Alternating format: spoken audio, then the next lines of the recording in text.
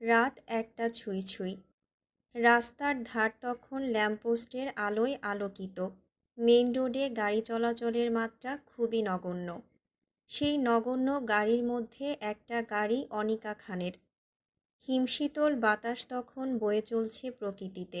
Modern গেটের সরু রাস্তা দিয়ে কালো কালার মার্সিডিজ বেঞ্চের একটা গাড়ি সুড়সুড়িয়ে বেরিয়ে আসলো।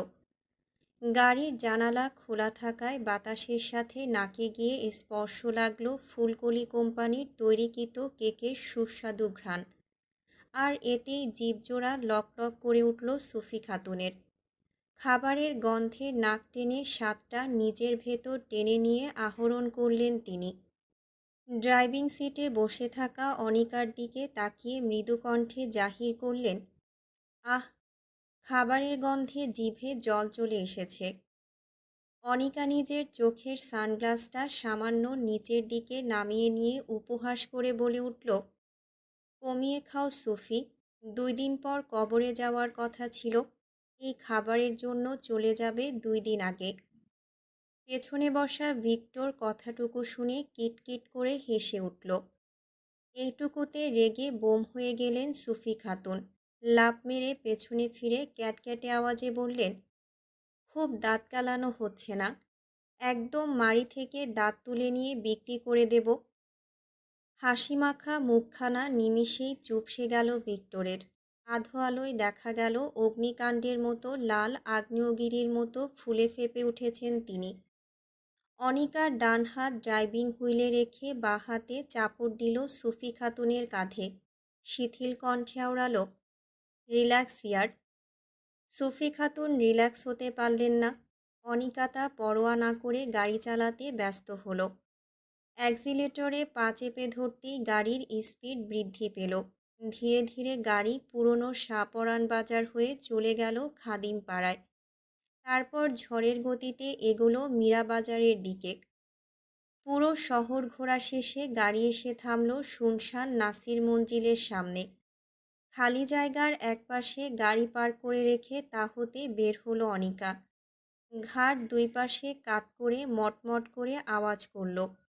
সুফি খাতুনের দিকে তাকিয়ে ভ্রুচিয়ে জানতে চাইল, রিসেপশন অনুষ্ঠানে এত ঠান্ডা পরিবেশ মানা যায় না তো, কিছু কি হয়েছে? সুফি খাতুন 2 হাত 2 দিকে ঝেড়ে বাতাসের গতিতে উড়িয়ে দিলেন কথাগুলো। বললেন, বাড়িতে দুর্ঘটনা পুষে রাখলে দুর্ঘটনা ছাড়া কোনো কাজই সম্পাদন হবে না। সুফি খাতুনের কথায় সহমত পোষণ করল অনিকার সাথে ভিক্টর। ভিক্টর তো প্রশ্ন করেই বসল, ছোটবেলায় এই পরিবারের মানুষ কি কোনোভাবে মাথায় চোট পেয়েছে? ভিক্টরের প্রশ্নের পিঠে প্রশ্ন করলেন সুফি খাতুন। এমন কেন মনে হলো? না, সবারই মাথার স্ক্রু সামান্য ঢিলে মনে হয়। সুফি খাতুন সামনে পা বাড়াতে বাড়াতে বলে উঠলেন, হ্যাঁ, হতে পারে। আমিও এমনটাই ধারণা করতেছি। এরা চোট পাইছে সবগুলা। দেখো না, কিছু হইলেই সবাই এক পরিবার হয়ে হামলে পড়ে। নাসির মঞ্জিলে তখন মাত্র ইমাম সাহেব নবদম্পতি সুখ শান্তি কামনা করে দোয়া শেষ করেছেন। তার মধ্যেই অন্দরে প্রবেশ ঘটল সুফি খাতুন, অনিকা আর ভিক্টরের। পুরো ড্রয়িং রুমে একবার চোখ বুলিয়ে অবলোকন করে নিল মানুষের সমাগম। অবাক নেত্রে 3জনই দেখল সোফায় পাশাপাশি কঠিন মুখে বসারত নরনারীকে। এতটুকু বোধগম্য হলো নিশ্চয়ই কোনো খারাপ ঘটনা ঘটেছে। নিজেদের বিস্ময়ে পরিপূর্ণ চোখমুখ স্বাভাবিক করে নিতে সময় লাগল না কারোরই। নিরুদ্বেগ কণ্ঠে জানতে চাইল অনিকা, কি হয়েছে? অনিকার করা প্রশ্নে ড্রয়িং রুমে উপস্থিত সকলেই ঘাড় ঘুরিয়ে তাকালো তার দিকে। মুন্নি আগ বাড়িয়ে গিয়ে সব কিছু বিস্তারিত জানালো তাদের। স্টোরুমের ছিটকিনি লাগানোর কথা শুনতেই সুফি খাতুনের টনক নড়ল। আর চোখে অনিকার দিকে তাকাতেই দেখলেন পূর্বে থেকে তার পানে তাকিয়ে আছে মেয়েটা। দুজনেই একসাথে ঢোক গিলে মৃদুস্বরে বলল, ও। রাত 2-1টা ইমাম সাহেবকে নিজের পাওনা বুঝিয়ে দিয়ে পাঠিয়ে দেওয়া হলো তার বাড়িতে। বিয়ে সম্পূর্ণ হওয়ার পর খাওয়া দাওয়া শেষে কর্ত্রীরা সবাই থম মেরে অনেকক্ষণ দাঁড়িয়ে রইলেন। ততক্ষণে নিজাম শিকদার আর আরমান নজর লুকিয়ে চলে গেছে শিকদার বাড়িতে। সুফি খাতুন বাড়ির কর্ত্রীদের এমন মুমূর্ষু অবস্থা দেখে নিজেই আগ বাড়িয়ে জায়নামাজ নিয়ে আসলেন দোতলা হতে। ড্রয়িং রুমের কারুকার্যকৃত টাইলসের উপর বিছিয়ে দিয়ে বললেন, ইরহাম আর নতুন বউ, যাও নামাজ পড়ো। কথাটা শুনতেই ইসরাতের কপালে ভিড় করল ভাঁজ। দুটো গলা দিয়ে কটাক্ষ মিশ্রিত একটা কথা বেরিয়ে আসলো, জনসম্মুখে আবার কিসের নামাজ? সুফি খাতুন ঘাড় ঘুরিয়ে বললেন, রেওয়াজ এটা, বিয়ের পর স্বামী স্ত্রীকে নামাজ পড়তে হয়। নুসরাত কিছু বলতে নেবে জাইন গম্ভীর কণ্ঠে বলে ওঠে, হ্যাঁ অবশ্যই নামাজ পড়বে, কিন্তু এটা ওদের নিজেদের রুমে। এমন সবার মধ্যে কার্টুন সেজে দাঁড়িয়ে নামাজ পড়বে কোন দুঃখে? সুন্নত 2 রাকাত নামাজ পড়ে কয়েকটা সওয়াব পাওয়ার জায়গায় দ্বিগুণ গুনাহ বাড়ানো তো উচিত না? ওদেরকে প্রাইভেসি দেওয়া উচিত আই থিঙ্ক। সো নিজেদের মধ্যে কথা বলুক, এভাবে সংসাজিয়ে এখানে রাখার কোনো মানে হয় না। ইসরাত বলে উঠল, আজকের রাত আমাদের বাসায় থাকুক ওরা, আগামীকাল না হয় ও বাড়ি যাবে। ঝর্ণা বেগম দীর্ঘশ্বাস ফেলে উঠে দাঁড়ালেন। এর মধ্যে সুফি খাতুন ধমকে উঠলেন সুরভিকে, চাচা শ্বশুর শাশুড়ি চোখে লাগছে না, সালাম করছো না কেন? সুরভি আটকে উঠল সুফি খাতুনের ধমকে।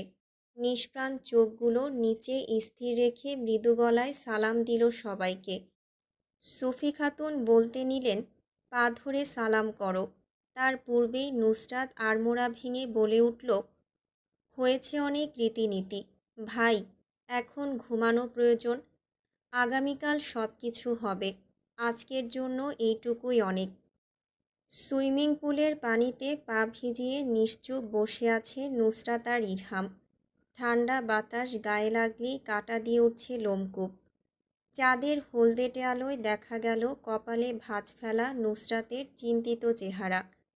ইরহাম পাশ ফিরে দেখল না নুসরাতের মুখটা। দূর আকাশপানে নেত্রজোড়া স্থির করে শুধালো, আমি কি এতটা খারাপ? নুসরাত ঘাড় ঘুরিয়ে তাকালো ইরহামের দিকে, শব্দ করে শ্বাস ফেলে বলল, পরিস্থিতি বিরূপ, তাই ওর জায়গায় যে কেউ থাকলে এমন রিয়াক্টই করত। তুইও করতি এমন? ইরহামের প্রশ্ন শেষে নুসরাতের দিকে তাকালো। চোখাচোখি হলো দুজনের নিমিষেই। নুসরাত কিটকিট করে হেসে উঠল, যেন ইরহামের প্রশ্ন কোনো মজার কৌতুক। সামনে বসা ছেলেটা নিশ্চুপ দেখল হাসিটা। তারপর অতি কাঙ্ক্ষিত তার জানা উত্তর আসলো, আমার সাথে এমন কিছু হলে প্রথমে মহিলাগুলোর চুলের মুঠি ধরে পিটাতাম, তারপর তুই যদি আমার আসামি হতি তোকে মেরে তোর মুখের মানচিত্র বদলে ফেলতাম। ইরহাম বিষাদে ভরা হাসল, বলল, তুই আজ এমন করলি কেন? নুসরাত রাগ করে জানতে চাইল, কি করেছি আমি? ভ্রুকুঞ্চিত করে প্রশ্ন ছুড়ে দিল ইরহাম, তুই জানিস না? না।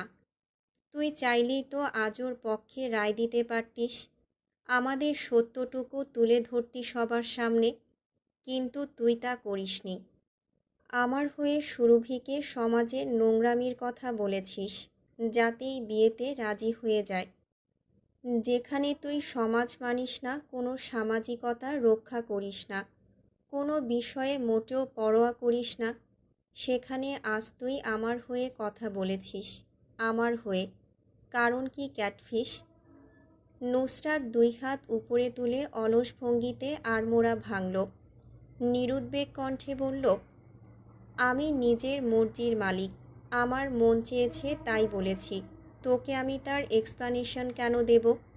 তাছাড়া এই শাওয়ার জাতের ক্যাটফিশ নামে ডাকবি না, আমার বমি আসে।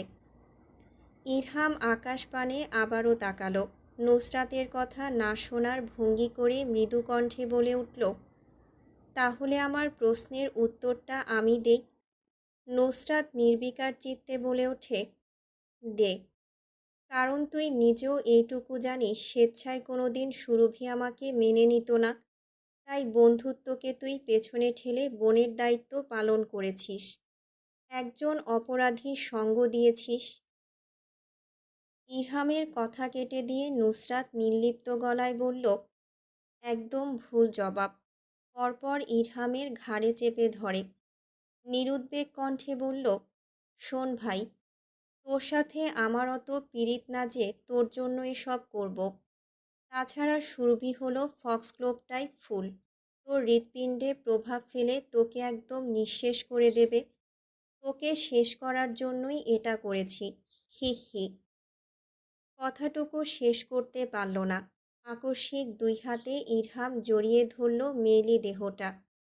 নুসরাত অবাক হলো, হকচকালো, অতপর থমকালো। চোখের আকার এতটা প্রকট হলো যা দেখে বোঝা গেল অবাকতার রেশ কতটুকু। বিমূঢ় নেত্রে স্বচ্ছ নীলাভ পানির দিকে তাকিয়ে কাঠপুতলির ন্যায় বিড়বিড়ালো, এ কেমন পাঠার মতো কাজ হয়েছে কি তোর? মাথার রগ ছিঁড়ে টিড়ে গেছে নাকি? না পিনিক উঠেছে মনে? ছাড় আমায়। নড়ে চড়ে উঠল নুসরাত।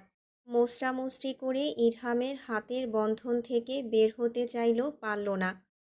হাত দিয়ে চিমটি কাটল, তবুও রক্তচোষা প্রাণীর ন্যায় ধরে রাখল তাকে।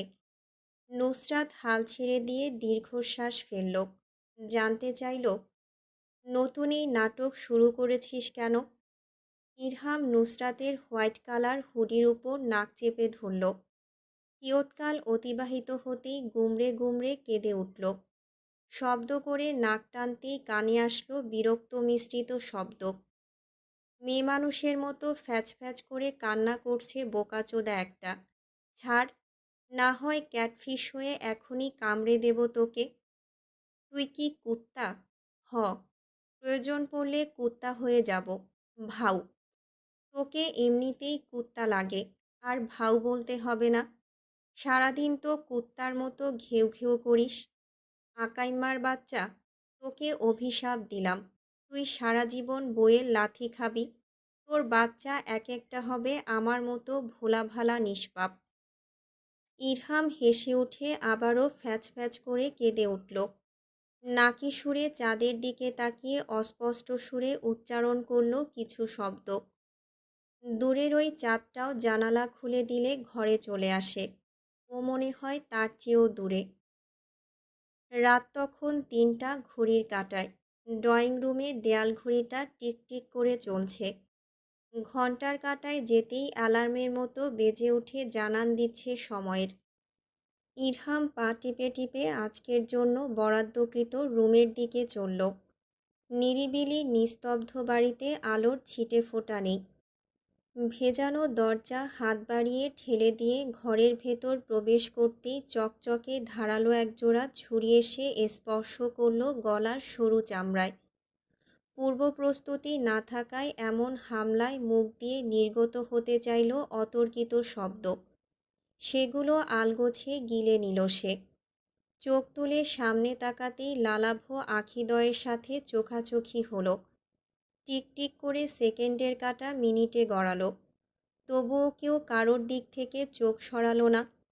খোলা জানালা বেয়ে বাতাস এসে সুরভিকে স্পর্শ করতেই পিঠ বেয়ে ঝরে থাকা রেশমি সুতোর মতো চুলগুলো উড়ল হাওয়ার তালে। ইরহাম ঘাড় কাত করে ঠোঁট উঁচিয়ে শ্লেষ করল, গুণী ব্যক্তিরা বেক, romance is dead, but they didn't. আমার বাসর রাতে আমার স্ত্রী আমার মৃত্যুর পরিকল্পনা করে দাঁড়িয়ে আছে আমাকে মারার জন্য। মাইন্ড ব্লোয়িং সুরভি শিকদার। কথার শেষ হতেই ঠাস করে গালে চড় পড়ল। ইরহাম ভ্রুচিয়ে সামনে তাকাতেই আধো আলোয় দেখল আরেকটা থাপ্পড় তার গালে পড়ার জন্য তৈরি হচ্ছে। চোখ বন্ধ করে নিতেই গাল অবশ করে দিয়ে ঠাস করে আরও একটা দাবাং মার্কা থাপ্পড় পড়ল। ইরহাম নিজের দেহ স্থির রেখে গ্রীবা বাঁকিয়ে ঝুঁকে আসল। সুরভির চোখের পানে তাকিয়ে নির্লজ্জের মতো জানতে চাইল, রাগ কমেছে? বাজিয়ে আরেকটা থাপ্পড় পড়ল। একদলা থুতু এসে পড়ল ইরহামের গালে। গম্ভীর মুখে নিচের কাপড়ে পরা থুতুর দিকে চাইল ছেলেটা। কোনো প্রকার রিয়্যাক্ট না করে আলগোছে প্যান্টের পকেটে হাত ঢুকিয়ে বের করে নিয়ে আসলো টিস্যু। বুকের কাছে পড়া থুতু মুছে নিয়ে শিথিল কণ্ঠে শুধালো, ঘৃণা কমেছে একটু? আরেক দলা থুতু ছিটকে এসে পড়ল গালে। ঘৃণ্য নয়নে তাকিয়ে রইল সুরভি সামনে নির্লিপ্ত দাঁড়িয়ে থাকা শুভ্র চেহারার উঁচু লম্বা লম্পটটার দিকে। শ্রবণেন্দ্রিয়ে আবারও বাজল লম্পটটার পুরো স্বর। চুলের মুঠ ধরে পিটাতে ইচ্ছে হচ্ছে। কথাটা শেষ করেই ঝুঁকে আসলো তার সম্মুখে। বলল, নাও, চুল ধরে ছিঁড়ে রাগ মিটাও।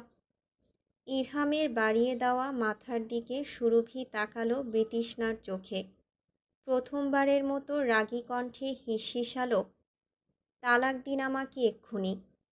ইরহাম সোজা হয়ে দাঁড়ালো। শোনেনি এমন ভান করে বলে উঠল, হুম, কি?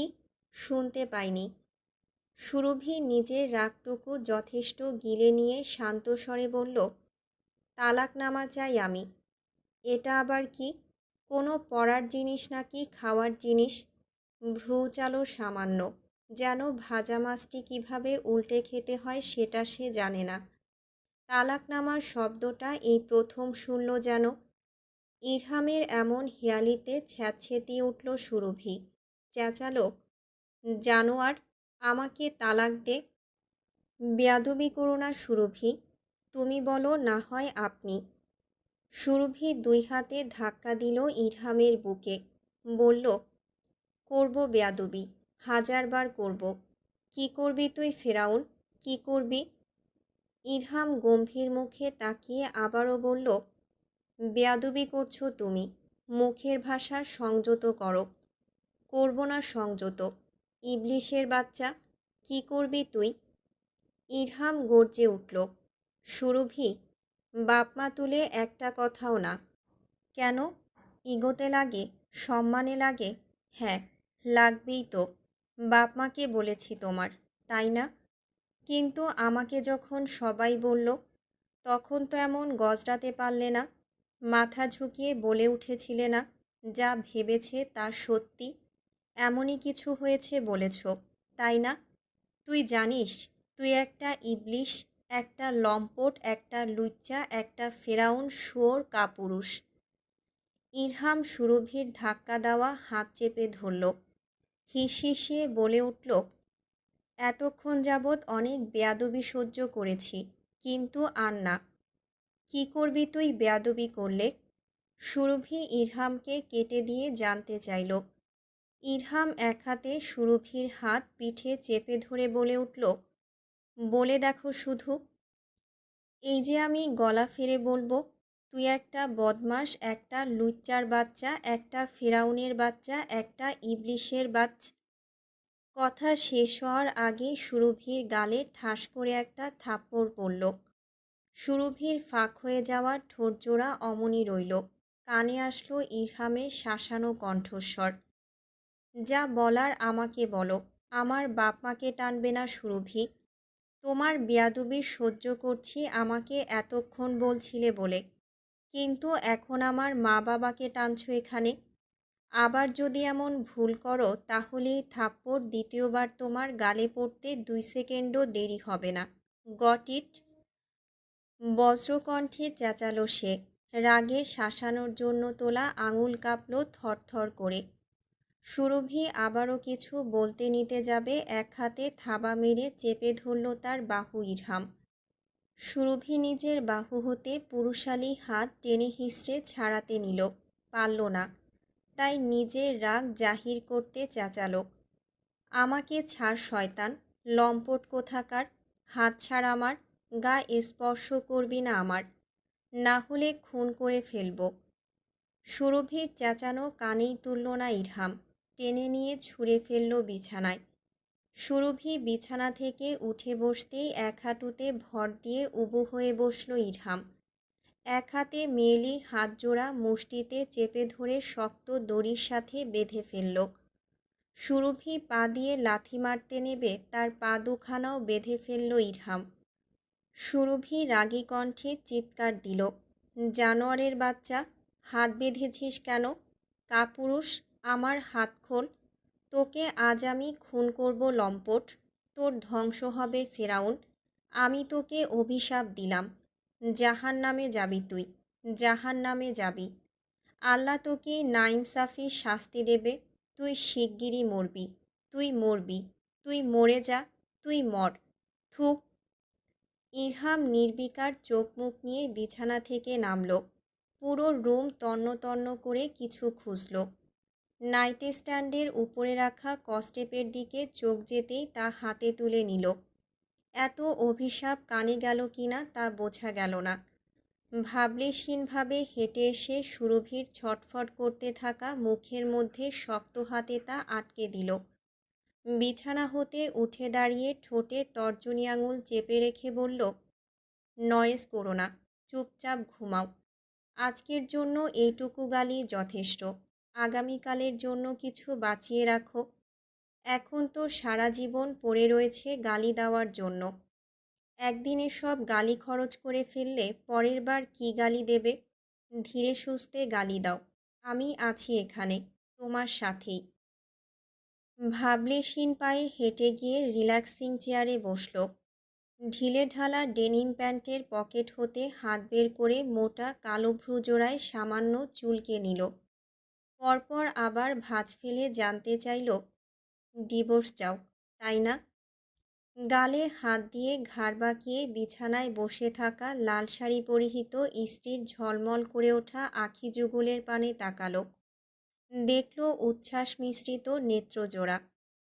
চোখাচোখি হলো দুজনের আবারও। কেউ কারোর থেকে দৃষ্টি সরালো না। ইরহাম নির্লিপ্ত কণ্ঠে বলে উঠল, তা এই জীবনে সম্ভব না ফক্সগ্লোভ আমার। এই জীবন না হয় গালি দিয়েই কাটিয়ে দাও আমার সাথে। পরের জন্মে দেখা যাবে কি করা যায়। তোমাকে আমি তালাক দিচ্ছি না, আর ভবিষ্যতেও দেব না। সুরভি লাল শিরা ভেসে ওঠা চোখে দেখল ইসরাতের মতো মুখ বিশিষ্ট ঘিন্ন শুভ্র লালের মিশ্রণে আলাদা বর্ণের মায়াবী চেহারাটা। ঘৃণা নিয়ে খেয়াল করল যার চরিত্রের ঠিক নেই, তাকে বিনা শব্দ প্রয়োগে লম্পট বলা চলে চলনে বলনে বকাটে। কুচকুচে কালো একজোড়া ভ্রুর নিচে জায়গা করে নেওয়া হ্যাজেল চোখ, লাল গাল দুটোর মাঝ দিয়ে দাম্ভিক সরু উঁচু নাক, রক্তাভ বর্ণের ঠোঁটজোড়ার উপরের অংশ সামান্য ভেতরের দিকে, শক্ত চিবুকের সাথে মুখের আকৃতি গঠন ধারালো চোয়াল, সব কিছুই যেন মানানসই।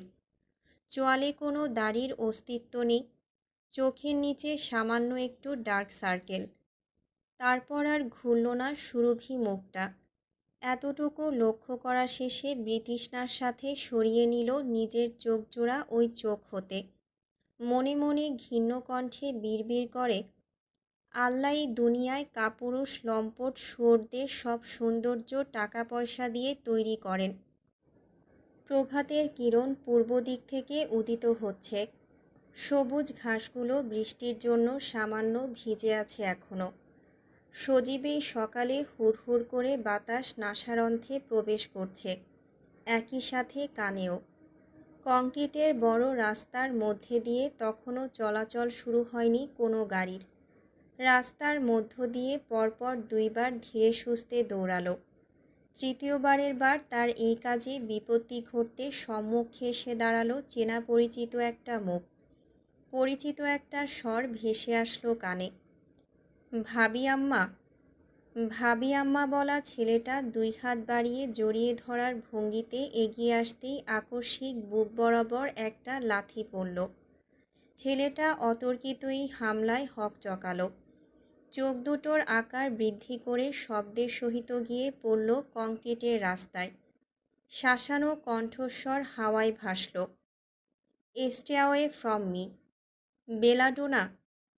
পিছু ডাকা নুসরাত ঘাড় বাঁকিয়ে তাকালো। উপহাস করে জানতে চাইল, আমাকে বলছেন পশ্চিম আবরার পূর্ব? প্লিজ, এভাবে আমার নামের বিকৃতি ঘটাবেন না বেলাডোনা। পরপর আবার নাহিয়ান বলল, এভাবে কারোর সামনে নিজের পা তোলা অসম্মানজনক। আর আপনি তো হলেন সম্মানীয় সৈয়দ পরিবারের কন্যা। আপনার কাছ থেকে এমন উগ্রতা আশা করা যায় না। নুসরাত নাক ফুলিয়ে বিরক্তি লুকালো। বিড়বিড় করে উচ্চারণ করল, এক পাগলের ভাতনি আরেক পাগল হাজির। নাহিয়ান তা শুনল না। গদগদ ভঙ্গিতে গ্রীবা বাঁকিয়ে ঝুঁকে আসলো। বলল, আপনার এই প্রতিভা দেখে আমি আপনার প্রেমে পড়ে গেলাম। আমাকে বিয়ে করে নিন বেলাডোনা। নুসরাত নিজের হাত তুলে আড়মোড়া ভাঙল।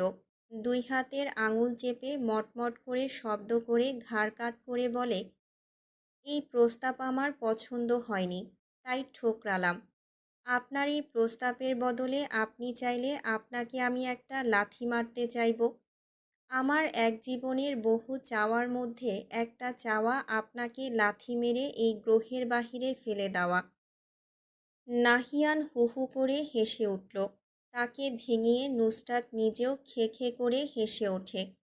নাহিয়ান নিজের কৃত্রিম হাসি গিলে নিয়ে বলে ওঠে, ইটস মাই প্লেজার নুসরাত। আপনি আমাকে কেন লাথি মারতে চাইবেন? কারণটা কি জানতে পারি? আমার জানা মতে আমি তেমন কিছুই করিনি এখনো পর্যন্ত আপনার সাথে। শুধু বিয়ের প্রস্তাব দিয়েছি। আজকাল পায়ের মধ্যে চুলকানোটা বেশি হচ্ছে, তাই পুরুষ মানুষ দেখলেই পিটিয়ে পায়ের চুলকানো কমানোর ক্রেভিং হচ্ছে। ও, বুঝতে পারলাম। কিন্তু তোফকে মেরে এমন রাস্তায় ফেলে দেওয়ার কারণ কি? আপনাকে বলতে বাধ্য নই। দূরত্ব বজায় রাখতে বলবেন একে। না হলে এমন মার মারব পরের বার উঠে দাঁড়ানোর পর্যায়ে থাকবে না। নাহিয়ান নুসরাতকে পলকবিহীন নেত্রে দেখল গুনে গুনে 30 সেকেন্ড। অতপর সামনে এগিয়ে যেতে যেতে বলল, আপনি নিজেকে যতটা বাচাল বোকা ছন্নছাড়া দেখান তা আপনি না। আপনি ভীষণ ধূর্ত বেলাডোনা। অর আইসে নাইট ফক্স। নুসরাত হেসে উঠল। নাহিয়ান তোফকে মাটি থেকে টেনে তুলতে তুলতে বলল, আপনার কাছে একটা প্রস্তাব রাখতে চাচ্ছি। নুসরাত ভ্রুচিয়ে জানতে চাইল কি? যতটুকু সে ধারণা করতে পারছে এই মাথামোটা গোবরটা তাকে প্রস্তাব দেবে আবার কোনো সমঝোতার সাথে, কিন্তু সমঝোতাটা কি হতে পারে? নুসরাতের চিন্তায় ব্যাঘাত ঘটিয়ে নাহিয়ান বলে উঠল, গলফ খেলা জানেন আপনি? নুসরাত উপর নিচ মাথা দোলালো। নাহিয়ান আবার শুধালো, টেনিস? হ্যাঁ, জানি। কোনটায় পারদর্শী আপনি? গলফে।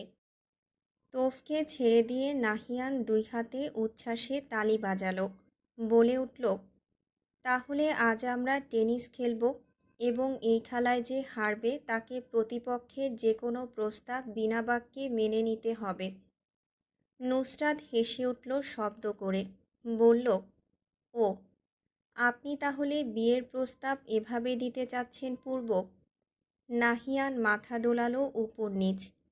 নুসরাত দীর্ঘশ্বাস ফেলে বলল, যান, টেনিস কোর্টে যান। আমি র্যাকেট আর টেনিস বল নিয়ে আসছি। নুসরাত 10 মিনিটের মাথায় হাতে করে টেনিস বল আর র্যাকেট নিয়ে হাজির হলো মাঠে। একটা র্যাকেট নাহিয়ানের দিকে ছুঁড়ে দিয়ে বলল, let's start the match. Nahiyan নিজের বক্সে গিয়ে দাঁড়ালো। অতপর বলল, ও হ্যাঁ, 5টি ম্যাচ খেলব। যার আগে 3 পয়েন্ট হবে সেই বিজয়ী। নুসরাত মাথা দোলালো। ডান হাতে শক্ত করে কেট চেপে ধরে দাঁড়ালো নিজের জন্য বরাদ্দকৃত জায়গায়। শান্ত স্বরে জানতে চাইল, কে শুরু করবে? নাহিয়ান দাম্ভিকতার সাথে বলল, আপনি শুরু করেন। নুসরাত কটাক্ষ করে হাসল। বিড়বিড় করল, টেনিস ম্যাচ জেতার প্রথম রুলস, প্রতিপক্ষকে সবসময় প্রথমে জিততে দিতে হবে। বোঝাতে হবে অপটু তুমি এই খেলায়। বল শূন্যে বাঁ হাতে চেপে ধরে ডান হাতে খুবই ধীরে আঘাত হানল বলে। বলটা খুব দূরে পড়ল না গিয়ে, নিজের বক্সেই পড়ে গেল। বলটা হাতে তুলে উঠে দাঁড়াতেই চোখে ভাসল উপহাস মিশ্রিত নাহিয়ানের হাসি। নাহিয়ান বলল, আমি যতটুকু ভেবেছি তার থেকে বেশি খারাপ আপনি এই খেলায়। বলটা এদিকে দিয়ে দিন মিস। নুসরাত টেনিস বল ছুঁড়ে দিল নাহিয়ানের দিকে। উল্টো দিকে ঘুরে পুরুষালী নজরের অগোচরে হাসল। বলল, শুরু করুন পূর্ব। নাহিয়ান বল শূন্যে তুলে র্যাকেট দিয়ে আঘাত করল বলে। সেটা উড়ে নেটভেদ করে এসে পড়ল নুসরাতের বক্সে। নুসরাত সেটা ফেরানোর চেষ্টা করল না, জিততে দিল নাহিয়ানকে। হাতে তুলে নিল টেনিস বল। ডান হাতে শক্ত করে র্যাকেট চেপে ধরে তা ঘুরিয়ে নিয়ে আসলো পুরো শক্তির সাথে। আঘাত করল টেনিস বলে। সাথে বিড়বিড় করল, টেনিস ম্যাচ জেতার দ্বিতীয় রুলস, নিজের প্রতিপক্ষকে জিততে দেওয়ার আনন্দ অনুভব করতে দেওয়া, তাকে আকাশে উড়ানো, অতঃপর সকল আনন্দ মাটিতে গড়িয়ে দিয়ে তার বিজয়ের হাসিটাকে বাতাসে মিলিয়ে দেওয়া। টেনিস বল নেটভেদ করে উড়ে গিয়ে পড়ল দাম্ভিক হাসির তোড়ে কুঁচকে যাওয়া নাহিয়ানের উঁচু নাক বরাবর। সাথে সাথে 1 পয়েন্ট যোগ হলো নুসরাতের। নাহিয়ান চিৎকার দিয়ে বলছে, আপনি আমার নাক ফাটিয়ে ফেলেছেন নুসরাত। পরপর বল তুলে ছুঁড়ে মারল নুসরাতের দিকে। শিথিল স্বরে আওড়াল, দারুণ খেলেন আপনি, অতটাও অপটু না আপনি। পরের ম্যাচে দুই পক্ষই বলটা র্যাকেটের সাহায্যে একে অন্যের দিকে ছুঁড়ে দিল অনেকবার। শেষবার র্যাকেট স্পর্শ করে নুসরাতের বক্সে এসে পড়ে গেল টেনিস বল। এবারের পয়েন্টটা যোগ হলো নাহিয়ানের নামে। তৃতীয় ম্যাচ শুরু হলো। ম্যাচ শুরু হতেই বল ছুঁড়ে দিল সে। নাহিয়ান প্রস্তুত না থাকায় প্রথমবারই পয়েন্ট এসে যোগ হলো তার কবজায়। নাহিয়ান র্যাকেট শক্ত করে দুই হাতে চেপে ধরে বলে উঠল, আমাদের কিন্তু ড্র। এই ম্যাচে যেই জিতবে সেই উইনার, এবং তার কন্ডিশন প্রতিপক্ষকে মানতে হবে। নুসরাত নিজেও দুই হাতে শক্ত করে র্যাকেট চেপে ধরল। নাহিয়ানের ছুঁড়ে দেওয়া টেনিস বল সেকেন্ডের ভেতর এসে স্পর্শ করল নুসরাতের র্যাকেটে। তার শব্দ করে র্যাকেট দিয়ে আঘাত করতেই গিয়ে পড়ল নাহিয়ানের বক্সে। নাহিয়ান নিজেও আবার ফিরিয়ে দিল। চোখে ঘোলাটে দেখল। এক মুহূর্তের জন্য ধ্যান সরে যেতেই নুসরাতের শক্ত করে ধরে রাখা র্যাকেট ছুটে গেল সামান্য। বল পিছনের দিকে চলে গেল। তীক্ষ্ণ চোখে বলটার গতিবেগ লক্ষ্য করে র্যাকেট ঘুরিয়ে এনে ঠাস করে বলে বসালো। ঠোঁট নেড়ে বলল, চেক। বল শু করে উড়ে গেল নেটের ওপাশে। নাহিয়ানের কপালে লাগতেই নুসরাত চেঁচালো, মেট। নুসরাত হাত ঝাড়ল। জিতে যাওয়ার খুশি চোখে মুখে একটুও ভাসল না। গলার আওয়াজ বাড়িয়ে বলল, শুনুন পূর্ব, নিজের প্রতিপক্ষকে কখনো বোকা মনে করবেন না। প্রথমেই আপনি যদি ধরে নেন সে আপনার থেকে অসহায়, নির্বোধ, বোকা, কম শক্তিশালী, তাহলে আপনি ওই মুহূর্তেই গেমে হেরে যাবেন। ম্যাচের শর্ত অনুযায়ী যে জিতবে তার কথা মানা হবে। তাহলে আমি জিতেছি, সে অনুযায়ী আমার কথা আপনাকে মানতে হবে। নুসরাত কিয়ৎকালের জন্য থামল, সময় নিয়ে ভাবার ভান করল। অতঃপর দৃঢ় কণ্ঠে বলল, আমার নজরের সামনে যেন আপনার এই চেহারা আমি জীবনেও না দেখি। নাহিয়ান দুই হাত ঝেড়ে হাসে। নুসরাতের দিকে নির্নিমেষ দৃষ্টিতে তাকিয়ে গম্ভীরতার সহিত বিড়বিড় করে, আপনি যতই আমাকে, আমার প্রস্তাবকে ঠোকরান না কেন, আমি ঠিক ততই আপনার দিকে আকর্ষিত হয়ে আপনাকে নতুনভাবে, নতুন স্পৃহা নিয়ে আমার হওয়ার জন্য প্রস্তাব দিব।